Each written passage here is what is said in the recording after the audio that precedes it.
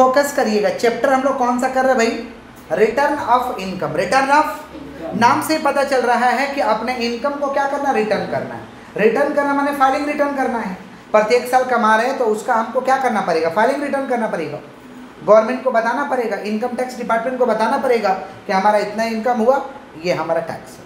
समझ पा रहे? इसी के बारे में पढ़ना है इस चैप्टर में, जिसे हम क्या कहेंगे, return of income. Return of, तो इसमें सबसे पहले हम लोग को समझना जरूरी है कि फाइलिंग रिटर्न क्या होता है। Filing of return, filing of return माने अपना इनकम का रिटर्न किसको किसको फाइल करना पड़ेगा। फाइलिंग ऑफ रिटर्न का मतलब होता है अपने इनकम का रिटर्न किसको किसको फाइल करना पड़ेगा। समझ पा रहे? तो अपने इनकम का रिटर्न फाइलिंग करना पड़ेगा फॉलोइंग पर्सन को। ये सेक्शन में कौन सा सेक्शन में लिखा गया है?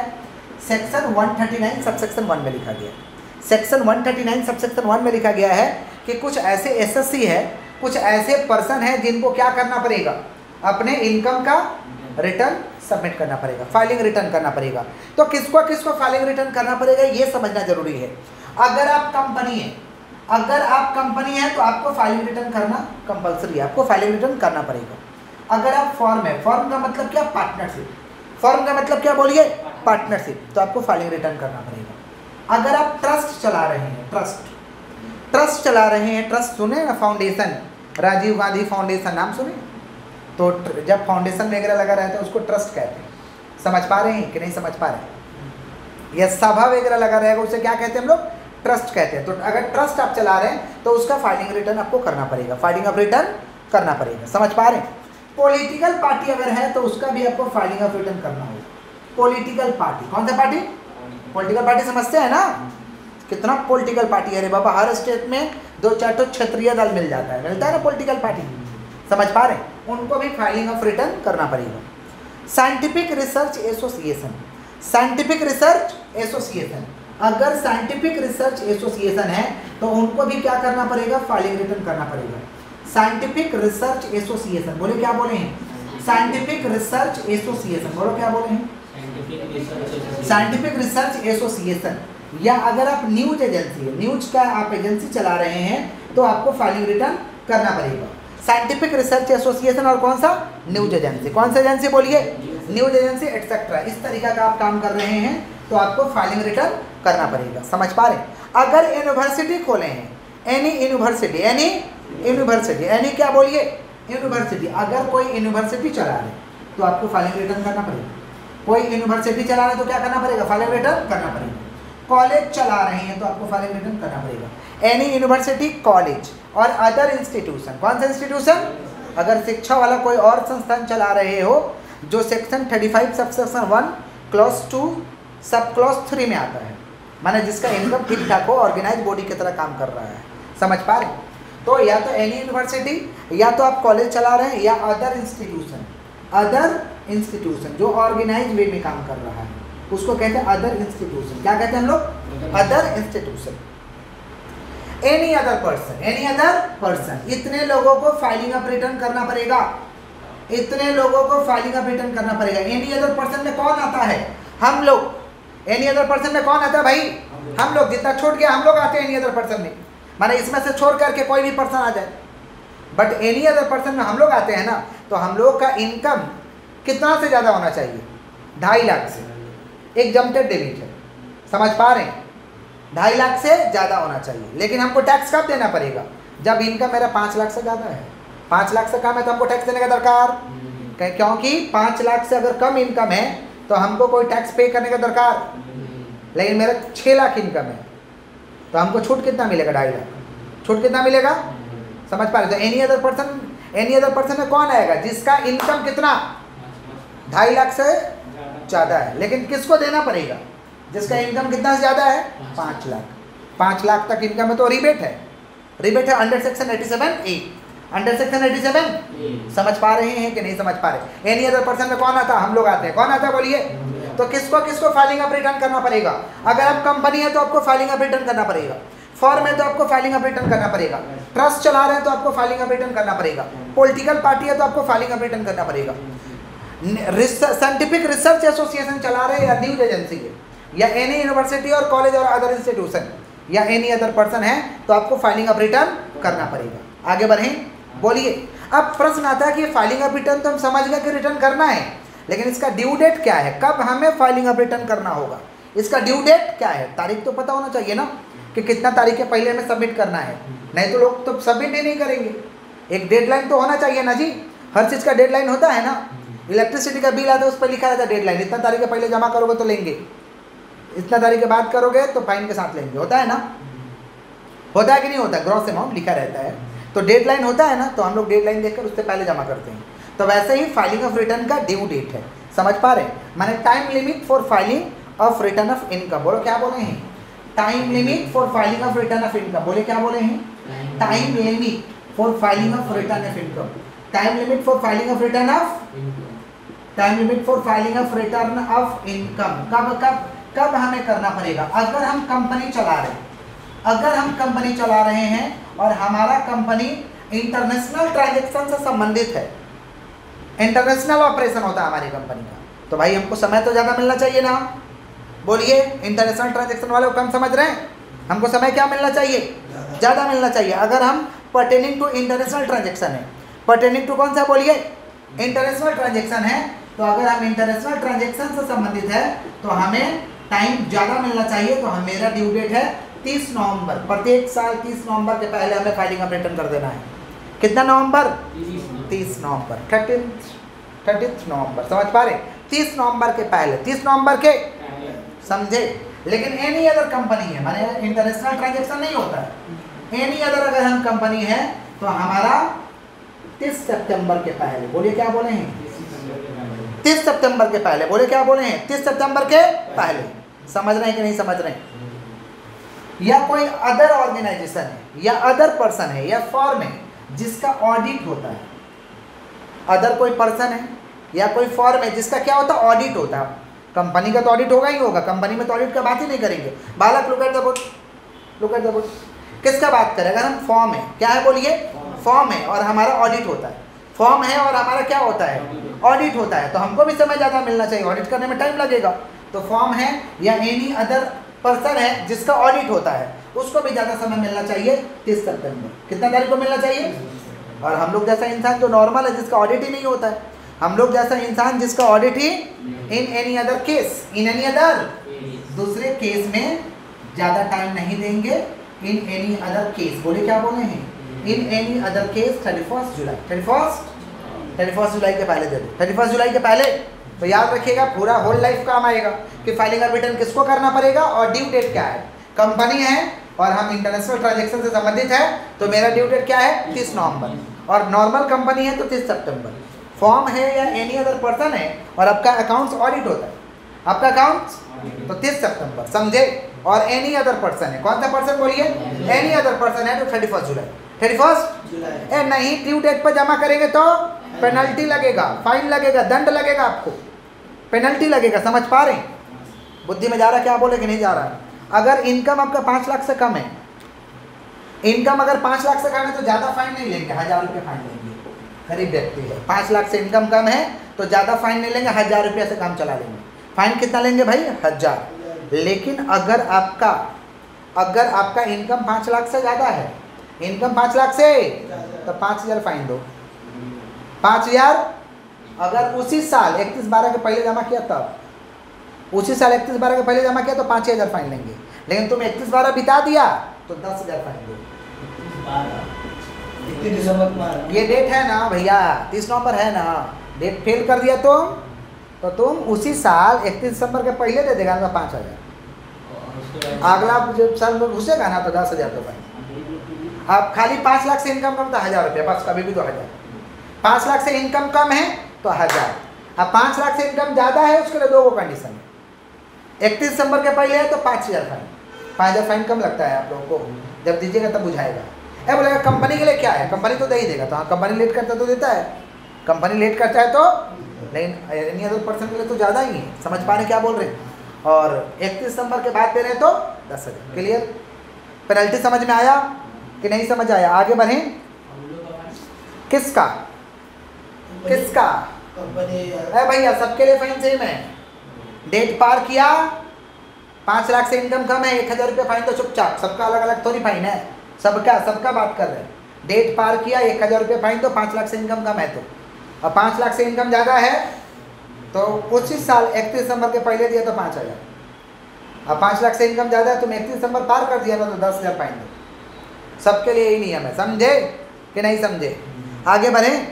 लॉस रिटर्न हो जाए या प्रॉफिट हो, लॉस हो या प्रॉफिट हो या इनकम हो, कुछ ऐसा ऑर्गेनाइजेशन है जिसको फाइलिंग रिटर्न करना जरूरी है, जिसको फाइलिंग रिटर्न, समझ पा रहे? लॉस हो रहा हो कोई बात नहीं है, आपको फाइलिंग रिटर्न करना है, समझ पा रहे? लॉस रिटर्न भी आपको सबमिट कर देना है अगर आपको लॉस हो रहा है तो, समझ पा रहे? When a return of loss should be filed, माने कब रिटर्न ऑफ लॉस हमें फाइल करना पड़ेगा? अगर आप कंपनी है, फॉर्म है, यूनिवर्सिटी है या कॉलेज है या एनी अदर इंस्टीट्यूशन है, या आप क्या है, या तो कंपनी है, सुन लीजिए ध्यान से, कंपनी है, ए बालक डोंट डिस्टर्ब, कंपनी है या फॉर्म है या any university college other institution है, ये तीनों में से है तो लॉस भी हो रहा तो आप सबमिट करिए चुपचाप, टैक्स नहीं देना होगा सरकार को, बताइए हमें लॉस हुआ है। अदर इंस्टीट्यूशन में आपकी रहेगी, यस अदर इंस्टीट्यूशन, समझ पा रहे हैं क्या बोल रहे हैं कि नहीं समझ पा रहे? हम लोग ऐसे इधर आते हैं भाई ट्रस्ट में, ट्रस्ट के तहत हमारा ये भी ऑर्गेनाइजेशन चल रहा है, हमारा स्कूल भी चलता है और उसके तहत यस ट्रस्ट के तहत चलता है, समझ पा रहे? बस तो हम लोग से रिकॉर्डिंग सेशन में सब चीज़ डिटेल बात नहीं करते हैं, ठीक है? पढ़ाई की बात करेंगे ना, समझे? तो ट्रस्ट में हम लोग देते हैं तो ये अदर इंस्टीट्यूशन में आने की आवश्यकता नहीं। तो company, form, any university, college और अदर इंस्टीट्यूशन, अगर है तो आपको लॉस रिटर्न भी सबमिट करना पड़ेगा, समझ पा रहे हैं? और इसमें से कोई नहीं है और आपको लॉस हो गया है तो सबमिट मत करिए, सबमिट करेगा दरकार, मन करे तो सबमिट करिए और नहीं मन करे तो सबमिट, फिर कंडीशन पुट कर दिया कि सबमिट नहीं करोगे ना तो तुमको कैरी फॉरवर्ड नहीं करना देंगे, कंडीशन पुट कर दिया। हाउ एवर, कंडीशन क्या पुट किया?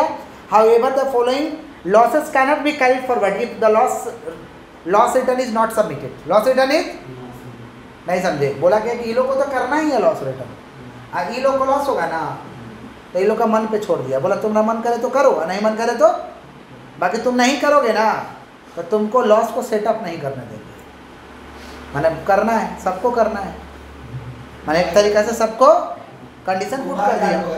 यस, बोला कि तुम लोग जैसे मान लीजिए ट्रस्ट को इस साल 5 लाख का लॉस हुआ, मान लीजिए लॉस हुआ 5 लाख का लॉस हुआ, अगला साल इसको मान लीजिए लॉस माने डेफिसिट हुआ, ट्रस्ट है भाई, ट्रस्ट के भाषा में डेफिसिट कहते हैं, लॉस समझिएगा थोड़ा फीलिंग, और इधर मान लीजिए 20 लाख सरप्लस हुआ, सरप्लस माने प्रॉफिट, तो अगला साल जाओगे ना तो सरकार बोलेगा चुपचाप 20 लाख पे टैक्स निकालिए, लॉस सेटअप नहीं करने देंगे, तुम बताए थे क्या हमको लॉस सेटअप करने, लेकिन हम दे देंगे लॉस रिटर्न ना तो ये 5 लाख माइनस हो जाएगा, मैंने 15 लाख पे टैक्स लगेगा, तो इससे अच्छा दे ना दो, क्या दिक्कत है, समझे? बुद्धि में जा रहा? तो बोला कि कुछ ऐसा एसएससी है जो लॉस को अगर सेटअप नहीं, लॉस रिटर्न नहीं सबमिट करता है तो उसे हम लॉस को कैरी फॉरवर्ड नहीं करने देंगे, सेटअप करने नहीं देंगे, समझे? कौन कौन सा लॉस सेटअप नहीं करने देंगे? बिजनेस का लॉस, कैपिटल लॉस, बिजनेस का loss, capital loss, loss from owning and maintaining horse races, loss from owning and maintaining, घोड़ा रेस खिलवा रहे हैं उसमें लॉस हुआ है, मेंटेन करवा रहे उसमें लॉस हुआ है, समझ पा रहे? आगे बढ़ते हैं, सुनिए बिलेटेड रिटर्न क्या होता है? बिलेटेड रिटर्न सुनिएगा ध्यान से, किसका बात कर रहे हैं हम लोग? बिलेटेड, नाम से ही पता चल रहा है, तुम लोग बोलते हो ना बिलेटेड बर्थडे विश करते हो ना, भूल जाते हो, कल पता चलता, कल भी मन रखने के लिए बोल देते हो, बोलते हो ना बिलेटेड बर्थडे कैसे विश करते हो, तो बताओ कैसे विश करते हो? बिलेटेड हैप्पी बर्थडे माने लेट हो गया है, ऐसे ही विश करते हैं ना आप लोग, ठीक है। तो बिलेटेड, तो यहाँ पे भाई बात नहीं करते हैं, बात करेंगे दिक्कत हो जाएगा। सुनिए बिलेटेड रिटर्न, बोले क्या बोले हैं? ये बिलेटेड रिटर्न का मतलब होता है रिटर्न सबमिट करने में हम टाइम से किए, लेट हो गया, हमें लेट हो गया रिटर्न सबमिट करने में, बिलेटेड रिटर्न माने क्या हो चुका है, लेट हो चुका है हमें सबमिट करने में, समझ पा रहे हैं? माने when SSC fail to filing return on due date, समझ पा रहे? Filing of return on due date, SSC fail कर चुका है, ड्यू डेट पे जमा ही नहीं किया, ऐसे रिटर्न को हम कहते हैं बिलेटेड रिटर्न। क्या कहते हैं, समझ पा रहे हैं? If an SSC fails to file return within the time allowed, within the under section 139 sub section 1 और within time allowed under a notice. समझ पा रहे? जो समय दिया गया था उस समय के अंदर अंदर आपने रिटर्न सबमिट किया ही नहीं, ऐसे रिटर्न को हम कहते हैं बिलेटेड रिटर्न। क्या कहते हैं? अब लेट से तो सबमिट होगा, फाइन लगेगा, लेट से सबमिट होगा, फाइन लगेगा। जो लेट से आप सबमिट कर रहे हैं उसको कहते हैं हम लोग बिलेटेड रिटर्न। क्या कहते हैं? अच्छा, लेट से आप कब तक सबमिट कर सकते हैं सुन लीजिएगा। लेट से हम लोग सबमिट कर सकते हैं before the end of relevant assessment year, before the end of relevant assessment year, before the end of relevant assessment year. जैसे मान लीजिए ये साल असेसमेंट ईयर चल रहा है। कौन सा असेसमेंट ईयर कौन सा चल रहा है? 21-22। कब खत्म होगा ये? 31 मार्च 2022 खत्म होगा। और बिफोर द डेट ऑफ कौन सा?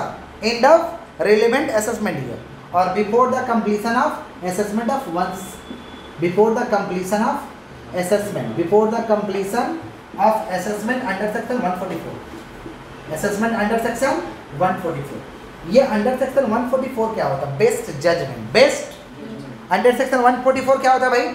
बेस्ट जजमेंट का डेट आने से पहले। मान लीजिए बेस्ट जजमेंट का डेट आ गया, बेस्ट जजमेंट का डेट आ गया मान लीजिए 31/12/2021, तो बीच एवरेज डेट है। दोनों में डेट कौन सा पहले है? बीच एवरेज लेटर, बीच एवरेज कौन सा? माफ करिएगा, लेटर नहीं, अर्लियर। बीच एवरेज अर्लियर, बीच एवरेज अर्लियर, जो दोनों में डेट पहले हो। बालक डिस्टर्ब नहीं करिए, बहुत समय है घर में, रख दीजिए और आराम से बैठिए, मार्क कराया जाएगा, टेंशन मत लीजिए। Before the end of relevant assessment year, before the end of कौन सा? रेलेवेंट असेसमेंट ईयर और before the completion of assessment under section 144। Relevant assessment year कब से है? 31 मार्च 2022। और मान लीजिए बेस्ट जजमेंट का डेट है 31/12/2021। बीच एवरेज अर्लियर, दोनों में पहले कौन है? दोनों में पहले कौन है? अर्लियर मैंने पहले ही होता है ना, तो दोनों में कौन है? 31/12/21। 31/12/21 के पहले रिटर्न को सबमिट करो, इसे कहते हैं बिलेटेड रिटर्न। क्या कहते हैं बोलिए? कौन सा रिटर्न कहते हैं बोलिए? Belated return. आगे बढ़े हम लोग। नेक्स्ट हम लोग का रिवाइज्ड रिटर्न। बोलो क्या बोले हैं? Revised return. एसएससी को लग रहा है कि हमने जो रिटर्न सबमिट किया उसमें मिस्टेक हो गया है, कोई ओमिशन हो गया। एसएससी माने जो व्यक्ति टैक्स देने के लिए जिम्मेवार है, करदाता। SSC means a person who is liable to pay tax. SSC means a person who is liable to pay tax. SSC means ऐसा व्यक्ति जो टैक्स देने के लिए जिम्मेवार है, ऐसा व्यक्ति जो टैक्स देने के लिए, इसे हम कहते हैं एसएससी। क्या कहते हैं? तो SSC means a person. Yes, SSC वो वाला एसएससी नहीं जो आप समझ रहे हैं, एसएससी वो वाला एसएससी नहीं जो आप समझ रहे हैं। यस, वो वाला एसएससी स्टाफ सर्विस कमीशन। क्या है रे? स्टाफ सर्विस सिलेक्शन कमीशन है यार। लेकिन ये एसएससी किसका बात कर रहे हैं? एसएससी माने करदाता। एसएससी माने एसएससी खुद डिस्कवर कर लिया हिमसेल्फ कि हमने जो रिटर्न दिया है वो गलत सबमिट किया, उसमें कुछ ना कुछ मिस्टेक है, तो उसे हम दोबारा रिवाइज के रूप में हम रिटर्न को सबमिट कर सकते हैं, अलग से फिर रिटर्न बना के सबमिट कर सकते हैं। इसको कहते हैं रिवाइज रिटर्न। क्या कहते हैं? कभी कभी नहीं होता, हम लोगों से गलती हो जाता है और मन में बुरा ख्याल आने लगता है, ये गलती हो गया, चलो आगे बता दो, फिर झमेला होगा, झुटमुट का आ जाता है ना मन में गलत ख्याल, तो हम लोग उसको आगे बता, देखो भाई ऐसे हो गया है, बताते कि नहीं बताते? वैसे ही एसएससी जाकर रिटर्न दिया आया है, लेकिन उसको लग रहा है कि स्क्रूटनी में केस फंस गया तो बेटा झुटमुट का फंस जाएंगे, कि गलती तो हो ही गया है, लेकिन स्क्रूटनी में केस फंस गया तो भाई झुटमुट का पैसा खर्चा करो, एक नया का लफड़ा, नया का क्या हो जाएगा? तो इससे अच्छा है कि खुद से दे दो फिर से दोबारा रिटर्न। इसे कहते हैं रिवाइज रिटर्न। क्या कहते हैं? माने if an SSC discover any omission और रॉन्ग स्टेटमेंट, समझ पा रहे हैं, and return file he can revise, वो खुद से रिवाइज कर सकता है। खुद से रिवाइज करने का डेट है, रिवाइज करने का डेट है कि before the end of relevant assessment year, before the end of कौन सा बोलिए? Relevant assessment year. बोलो क्या बोले? बिफोर द एंड ऑफ कौन सा? Relevant assessment year, before the end of relevant और before the completion of regular assessment, before the completion of कौन सा assessment? Regular assessment. Regular assessment का मतलब होता है जो रेगुलरली जांच किया जाता है उसको रेगुलर असेसमेंट कहते हैं, समझे? रेगुलर असेसमेंट, जैसे मान लीजिए रेगुलर असेसमेंट का डेट है 30 अक्टूबर 2021, विच एवरेज अर्लियर, विच एवरेज दोनों में जो पहला डेट आएगा उसके पहले आप रिवाइज कर सकते हो, उसके पहले आप रिवाइज कर सकते हो। रिवाइज रिटर्न करने के लिए किसी से परमिशन लेने का दरकार नहीं है, समझ पा रहे? There is no need to seek permission to file a revise return. Revise return के लिए किसी से परमिशन लेने का दरकार। अच्छा रिवाइज करके दिया फिर एक तो गलती छूट गया, नहीं समझे, रिवाइज करके दिया फिर तो गलती छूट गया 3 फिर उसको रिवाइज रिटर्न कर सकते हैं। Revise return can again revise return can again दोबारा भी आप रिटर्न आप रिवाइज कर सकते हैं डेट के पहले, डेट के ड्यू डेट के पहले, ड्यू डेट के बिलेटेड रिटर्न को भी रिवाइज कर सकते हैं। लेट से रिटर्न जो सबमिट किए ना उसको भी रिवाइज कर सकते हैं। लॉस रिटर्न को भी हम रिवाइज कर सकते हैं, लॉस रिटर्न को भी रिवाइज, बिलेटेड रिटर्न को भी रिवाइज पूछता है, क्वेश्चन पूछता है, समझ पा रहे हैं कि पूछता है कि write short notes on revise can a belated return be revise, तो yes belated return can be revise, belated return can be, question पूछा जाता है तो रिवाइज रिटर्न को रिवाइज कर सकते हैं, लॉस रिटर्न को रिवाइज कर सकते हैं, बिलेटेड रिटर्न को भी हम रिवाइज कर सकते हैं। समझे क्या बोले कि नहीं समझे, क्लियर है। एक लास्ट है हम लोग का डिफेक्टिव रिटर्न। रिवाइज रिटर्न तो हम लोग समझ ही लिए, रिवाइज रिटर्न हम लोग समझ लिए, कौन सा रिटर्न है भाई, डिफेक्टिव रिटर्न। बोलिए क्या बोले हैं, डिफेक्टिव, नाम से पता चला रिटर्न सही है कि रिटर्न गलती है, रिटर्न सही किए हो तो रिटर्न में कुछ ना कुछ गड़बड़ी किए हो, गड़बड़ घोटाला हुआ है। डिफेक्टिव रिटर्न किसका बात कर रहे हैं, डिफेक्टिव। डिफेक्टिव रिटर्न का मतलब होता है कि हमने रिटर्न सबमिट किया लेकिन किसी चीज़ का प्रूफ ही नहीं दिया, समझे, ऐसे चिट्ठा चला के मार दिए, प्रूफ ऑफ टीडीएस नहीं दिए, प्रूफ ऑफ एडवांस टैक्स नहीं दिए, अरे टीडीएस कटे तो प्रूफ के जरिए, एडवांस टैक्स आप दिए तो प्रूफ के जरिए, समझ पा रहे हैं। ऑडिटर आपके यहाँ ऑडिट किया तो ऑडिट रिपोर्ट कहाँ है, ऑडिटेड ट्रेडिंग पीएल किधर है आपका, समझ पा रहे हैं। ये सब जब आप सबमिट नहीं करिएगा या ठीक से आप कैलकुलेट नहीं किया, ऐसे ही चिट्ठा चला के मार दिए हैं, तो आपके रिटर्न को क्या माना जाएगा, डिफेक्टिव। आपके रिटर्न को क्या माना जाएगा, डिफेक्टिव। आपने कॉपी मैन्युफैक्चरिंग का नहीं दिया, नहीं ट्रेडिंग का दिया, नहीं पीएल का दिया, तो आपका क्या माना जाएगा, रिटर्न को डिफेक्टिव माना जाएगा। ऐसे रिटर्न को हम कहते हैं डिफेक्टिव रिटर्न। कौन सा रिटर्न, तो इस चैप्टर में इतना ही पढ़ना है। इसी के साथ हम लोग का chapter return of income finish होता है।